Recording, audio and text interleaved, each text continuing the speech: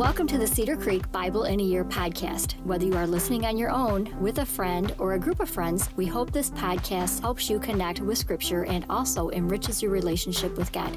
Here are your hosts, Luke Shortridge and Andy Rechtenwald. Hi everyone, Cedar Creek Radio is on the air. Andy Rechtenwald hanging out with Luke Shortridge. Andy, how you doing today? I'm doing well. How are you doing? Hey, good. Just trying to keep you on your toes. Make sure you're awake there, my friend. So today we are going to be doing the Book of Numbers. Yes. Which kind of gets a bad rap, you know. It does. There's some good stories in Numbers. People right. are like, oh, it's so boring. It's all about numbers. Well, we will do our it's best not. to make this not boring because we are an exciting podcast I for agree. exciting people. Super exciting. Sweet. So, Andy, you've done trivia a few times now, and Yep. it's not been terrible. No, it's been pretty great. We're giving you the keys to the car again, and I hope that you will deliver. What do you got for us today? Okay, well, as we know, the Book of Numbers is an exciting book that Yes. people give it a bad rap thrilling. because there's a genealogy or cliffhanger. a census. Why But there wouldn't are- you start the first 9 chapters with the genealogy? That's Chronicles. Oh, okay. That is a boring book. Okay, so anyways, Oh, hello. anyway. Not allowed to say that. So, Talking about God's word here. Sorry, yep. I didn't mean that. I meant the first 9 chapters were boring. So anyway, there is a part of Numbers that we're going to be reading today where the Israelites have to go out and scout the land they're going into, and Like they're it? afraid because the men there are huge, like giants. Yes. So I thought, what is one of the most popular giant movies out there? King Kong. Kong. Yes. Okay. So we're going to do King Kong movie trivia today. Wow. Yeah. Gosh, the original or the new ones? The original, Like but Peter kind of like Jackson? King Kong in general. But if there any movie specific question, it is all the original. 19 whatever one. All right, eighth wonder of the world. Let's go. Okay, so here's the rules. Last time that I did trivia, I gave you lifelines. We'll do the same thing. Okay, like it. So you get your Yes. 4 lifelines. Although 4 actually, lifelines. Let's go there through are them only again. 5 questions. So you get to pick 3 of the 4 lifelines. Oh gosh. So you get phone a friend, ask the audience 50-50, or change the question. So you got to pick one to not use right now. All right, we'll get rid of change the question. We'll go with the questions you. Good idea. It's 'cause less work for I'm you. not sure I can make up a trivia about this. Okay.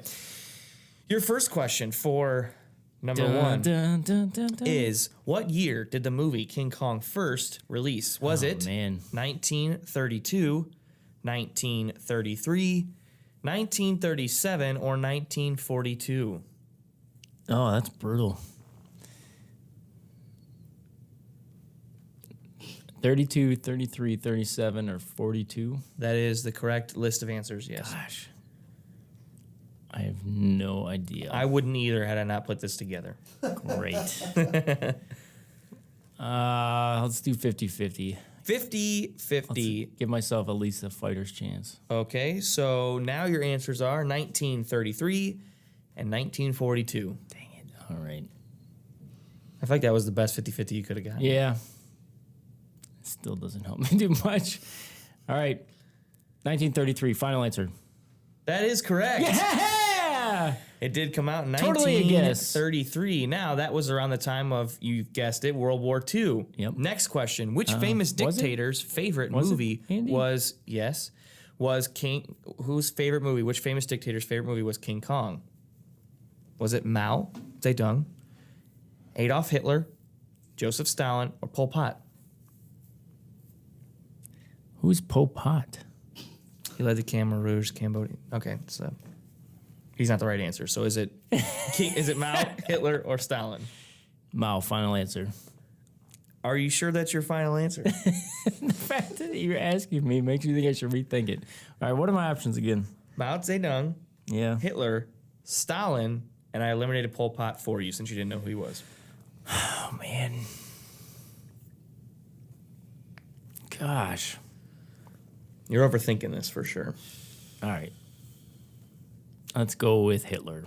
That is correct. All Hitler right, loved the fantastic. movie and saw You it many serious? times. Yeah, apparently. What? Yeah, kind of random. He also Freaky. loved Snow White. He loves. Oh, That's creepy. well. Okay, moving on. Okay, you're now 2 for 2, kind of. Kind of. Okay, number 3, a deleted scene from Okay. the movie that was Okay. originally in the movie, then deleted, involved a fight between King Kong and a Brontosaurus, Tyrannosaurus Rex, Triceratops, or a massive spider. Brontosaurus, Tyrannosaurus Rex, Triceratops, or a massive spider.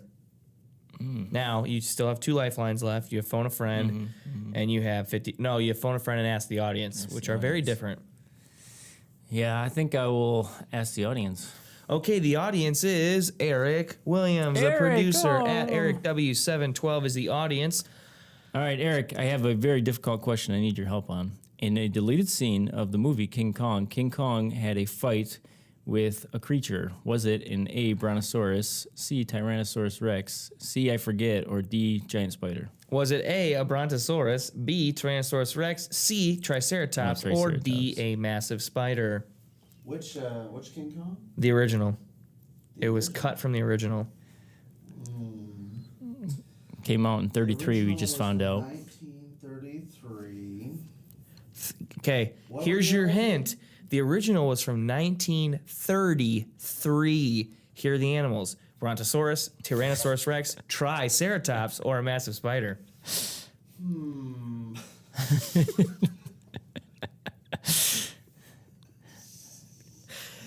From 1933, Brontosaurus, Tyrannosaurus, Triceratops, or a massive spider. Oh.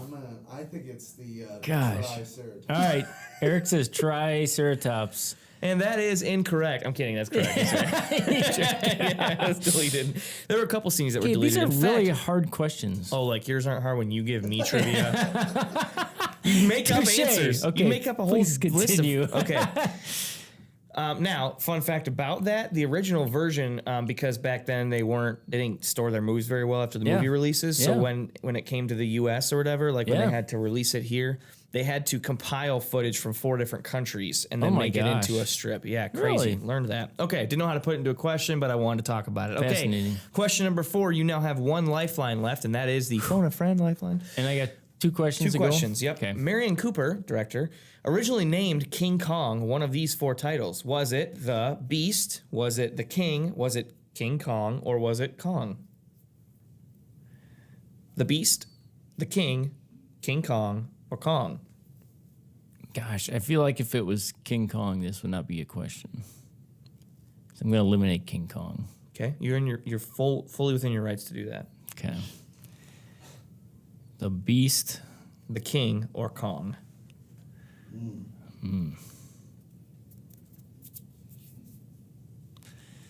Yeah, I have no idea. Would you like to use a lifeline? I kind of just want to guess. Well, if you do and you get it wrong, then we're not even going to talk about the last question. Gosh, all right, give me a lifeline. Who can I call? Who can you call? Who would you call? Who's your person you would call? I'll call Andy Rechtenwald. You get Andy Rechtenwald on the line. he's this young upstart pastor. He's really smart. Hello? Let's call Andy. Yes, hey, is this Andy Rechtenwald? Yes, it is. Who is this? This is Regis. Oh my gosh, Regis. Is this a millionaire? Yes, it is. Oh, so cool. What's the question? Obviously, Luke would put me on his list. What are you doing right now? None of your business. Ask me the question. Okay, so here's the question for number 4. It's not for money. Marion Cooper originally named King Kong. We're talking about King Kong. Oh, great. I love that movie.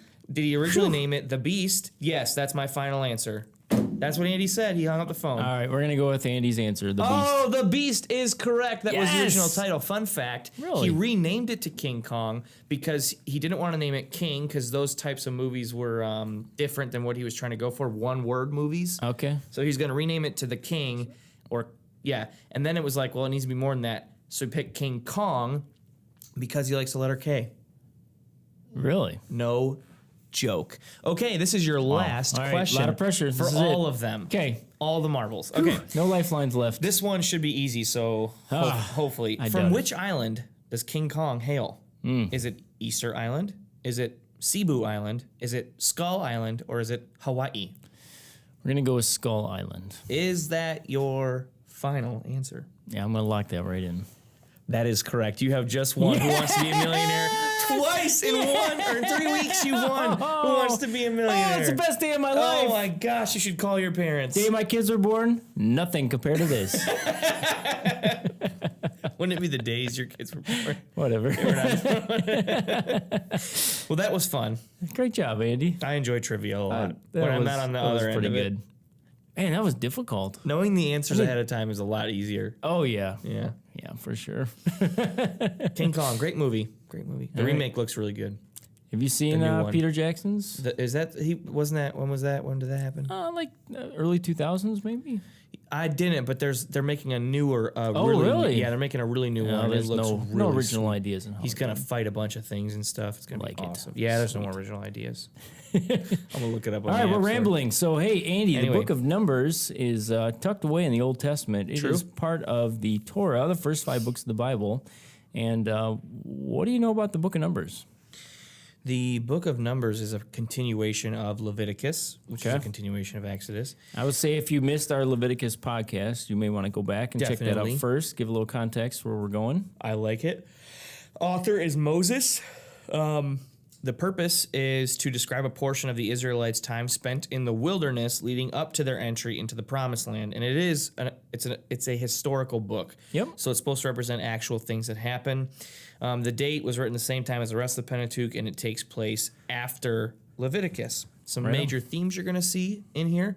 You're going to hear talk about the Promised Land a lot. Descendants. So now you have the Israelites that are massive in place, and so you're thinking back to when Abraham was promised all these descendants, and now they're all here.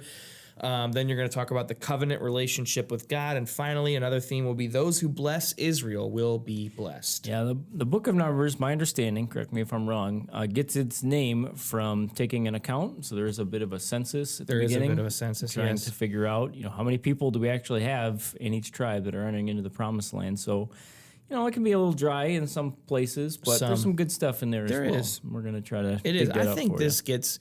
What are some things in life that get a bad rap? The Book of Numbers. you. Mosquitoes. No, they're They're terrible.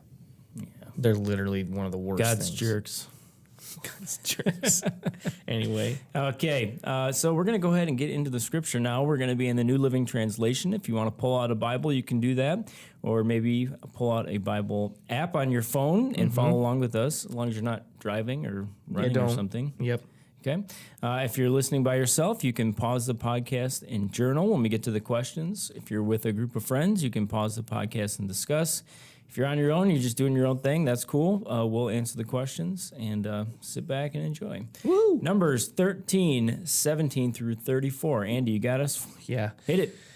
Moses gave the men these instructions as he sent them out to explore the land. Go north through the Negev into the hill country. See what the land is like and find out whether the people living there are strong or weak, few or many. See what kind of land they live in. Is it good or bad? Do their towns have walls, or are they unprotected like open camps? Is the soil fertile or poor? Are there many trees? Do your best to bring back samples of the crops you see. It happened to be the season for harvesting the first ripe grapes. So they went up to explore the land from the wilderness of Zin as far as Rahab near Lebo Hamath. This is going to get tough. Going north, they passed through the Negev and arrived at Hebron, where Ahiman, Sheshai, and Talmai, all descendants of Anak, lived. This ancient town of Hebron was founded 7 years before the Egyptian city of Zoan. When they came to the valley of Eshcol, they cut down a branch with a single cluster of grapes so large that it took 2 of them to carry it on a pole between them. They also brought back samples of the pomegranates and figs. That place was called the Valley of Eshcol, which means cluster, because of the cluster of grapes that the Israelite men cut there. All right, let's just stop there just for a second. We'll Yeah. continue reading in a minute here, but I want to say that I did get a chance to go to Israel a few months back, and it is amazing how lush the land is. There is vegetation everywhere, and they still Okay.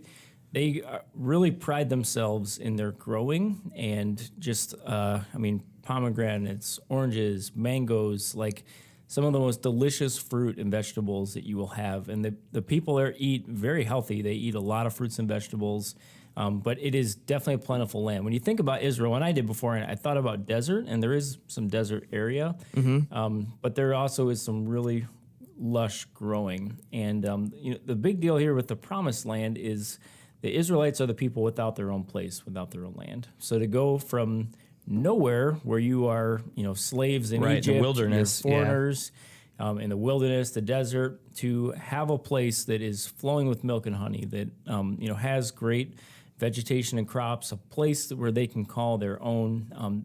This would have been the fulfillment of all their best hopes Yeah. and dreams. Definitely. So, all right, just want to get that out there. No, that's great. Let's continue with verse 25. After exploring the land for 40 days, the men returned to Moses, Aaron, and the whole community of Israel at Kadesh in the wilderness of Paran. They reported to the whole community what they had seen and showed them the fruit they had taken from the land. This was their report to Moses. We entered the land you sent us to explore, and it is indeed a bountiful country, a land flowing with milk and honey. Here is the kind of fruit it produces. But the people living there are powerful, and their towns are large and fortified. We even saw giants there, the descendants of Anak. The Amalekites live in the Negev, and the Hittites, Jebusites, and Amorites live in the hill country. The Canaanites live along the coast of the Mediterranean Sea and along the Jordan Valley. But Caleb tried to quiet the people as they stood before Moses. Let's go at once and take the land, he said. We can certainly conquer it. But the other men who had explored the land with him disagreed. We can't go up against them. They are stronger than we are. So they spread this bad report about the land among the Israelites. The land we traveled through and explored will devour anyone who goes to live there. All the people we saw were huge. We even saw giants there, the descendants of Anak. Next to them, we felt like grasshoppers, and that's what they thought too. Okay. So God tells the people, go into the land, Yep. Conquer it at your own. They send out these 12 spies, these scouts to go through, take an account. They do that. They come back, and they're scared. They say, we can't conquer these people. They're huge. They'll kill us. As we've said earlier, the Israelites are not a war-mongering people here. Mm-hmm. They were slaves. Like, they're not ready to fight. Yeah. But really, it's a way that God, I think, tests their faith, because God tells them to do it, and they're like, no, we're not going to do it. Except for Caleb. Caleb kind of stands alone and says, hey, let's go at once. So the negativity of these spies, the 11 spies that said, no, we can't do it, the people there are too powerful for us, they affect all of Israel. And as a result, the Israelites don't go in as God told them to. So, Andy, the question then is, has someone else's negativity ever affected your faith? If so, how? I think I can't think of one instance in particular, but I think it's easy to let other people's pessimism affect absolutely. your faith. Faith is supposed to be a positive thing. You're always trusting that God's going to have the best result possible for you and for His glory. And so, especially in this story, they were so scared and didn't trust God, obviously, that they had to then convince the Israelites that they were right by spreading these tales. Even though Caleb, and then you read in a different circumstance, Joshua as well, say, no, we can do this. We can go take this. Yep. And I think that so many times people want you to, as Christians, we're expected just to live these unextraordinary lives, and God calls us to step out in big leaps of faith instead of just living quietly and not doing anything, to actually go out and do something. That's where you see crazy cool organizations like the International Justice Mission and all those that are led by Christians, because God asked them to step out and they trusted Him, even though it could have been impossible. Yeah, we've done the Clifton Strengths Finder test, and one of my 5 top strengths is positivity. Yeah. Which is kind of funny. Like, I naturally look on the bright side of things, but when you look at it, you dig into it a little bit, it says that you are disproportionately affected by negativity around you. So if I'm around people who are negative, complaining it's not going to work, like it bothers me. It really does. Yeah. And I'm sure I bother them too. So it's it is what it is. But man, I'm trying to think of a specific time that somebody's negativity or their pessimism has affected my faith. We are the product of the people we surround ourselves with. Yep. I've heard it said that you are the sum of your 5 closest friends. And there's been times in my life where I've surrounded myself with not the greatest people. And when you do that, they affect you more than you think. You think, I'll pull my friends up, I'll positively influence them. Yep. But a lot of times the opposite happens. I agree. So, okay, you're right. Thank you for correcting me. So the 10 spies here, they kind of negatively affect the people, and the people, they doubt God. They wait, and some of the people that are listed here, they plagued the Israelites for years and years to come in the Bible. Right. This was the key moment, the chance for them to say, okay, God, we're going to trust you. We're going to go through. We're going to conquer the land. And because they doubt, there's some long-lasting effects that happen. I agree. So let's pick it up then at Numbers 14, 11 through 19. And the Lord said to Moses, how long will these people treat me with contempt? Will they never believe me, even after all the miraculous signs I have done among them? I will disown them and destroy them with a plague. Then I will make you into a nation greater and mightier than they are. God speaking to Moses here. But Moses objected. What will the Egyptians think when they hear about it? He asked the Lord. They know full well the power you displayed in rescuing your people from Egypt.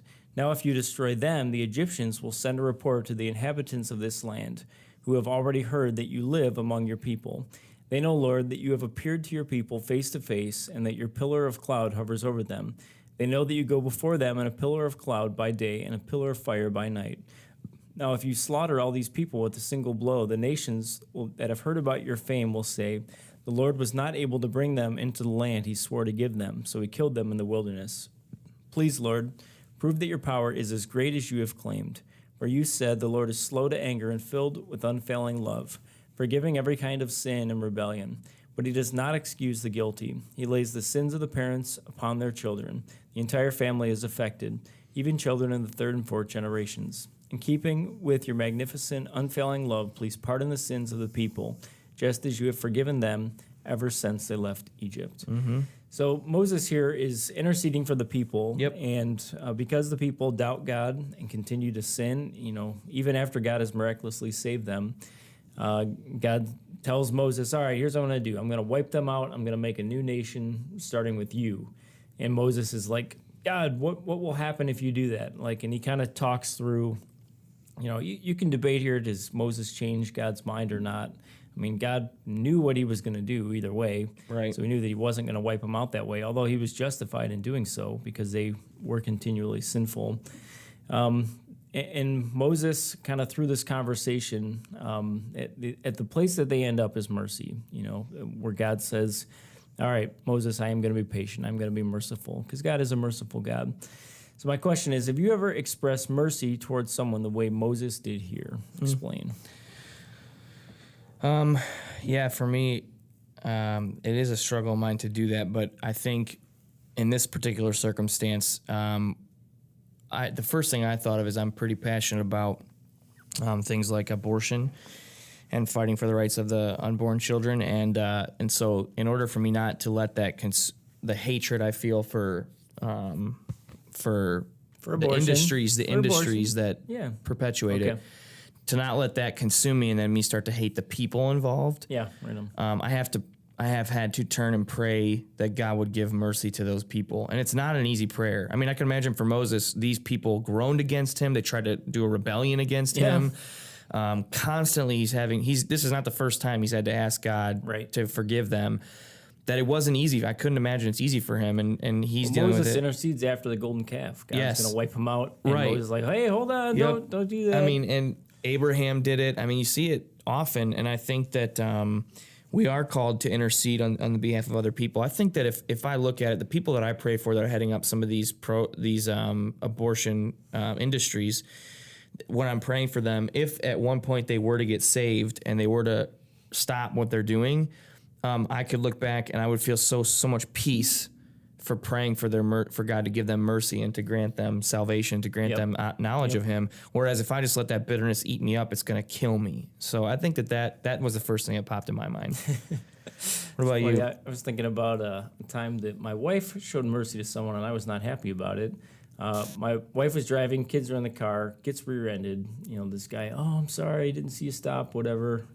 So gets out and there's traffic going by, just crazy. Kids are screaming. So she's she's like, oh, it's an old junkie van, whatever. So gets home and the back bumper is smashed in. The door, I had to bang it with a hammer to get it to shut and work properly. I'm like, you didn't get his information? She's like, no, I just, whatever. Yeah. So I'm like, oh, I'm so frustrated. And then I'm like, gosh, it is an old junkie van, and it did not affect the value of the van at all. Right. It's a 2001. Who cares if it's Right. got a dent in it? It still runs okay. So it's just funny because she was merciful, and I'm supposed to be the pastor merciful one. I was mad. But I have such sense forgiving her and the guy who. Gotta love it. Oh, that's awesome. That's awesome. Yeah. All right. Love you, honey. You're the best. All right. Let's go with Numbers 20, 1 through 13. Andy, you got this for us? Yep, it says, in the first month of the year, the whole community of Israel arrived in the wilderness of Zin and camped at Kadesh. When they were there, Miriam died and was buried. There was no water for the people to drink at that place, so they rebelled against Moses and Aaron. The people blamed Moses and said, "If only we had died in the Lord's presence with our brothers. Why have you brought the congregation of the Lord's people into this wilderness to die along with all our livestock? Why did you make us leave Egypt and bring us here to this terrible place? The land has no grain, no figs, no grapes, no pomegranates, and no water to drink." Moses and Aaron turned away from the people and went into the entrance of the tabernacle, where they fell face down on the ground. Then the glorious presence of the Lord appeared to them, and the Lord said to Moses, "You and Aaron must take the staff and assemble the entire community. As the people watch, speak to the rock over there, and it will pour out its water. You will provide enough water from the rock to satisfy the whole community and their livestock." So Moses did as he was told. He took the staff from the place where it was kept before the Lord. Then he and Aaron summoned the people to come and gather at the rock. "Listen, you rebels," he shouted. "Must we bring you water from this rock?" Then Moses raised his hand and struck the rock twice with the staff, and water gushed out. So the entire community and their livestock drank their fill. But the Lord said to Moses and Aaron, "Because you did not trust me enough to demonstrate my holiness to the people of Israel, you will not lead them into the land I am giving to them."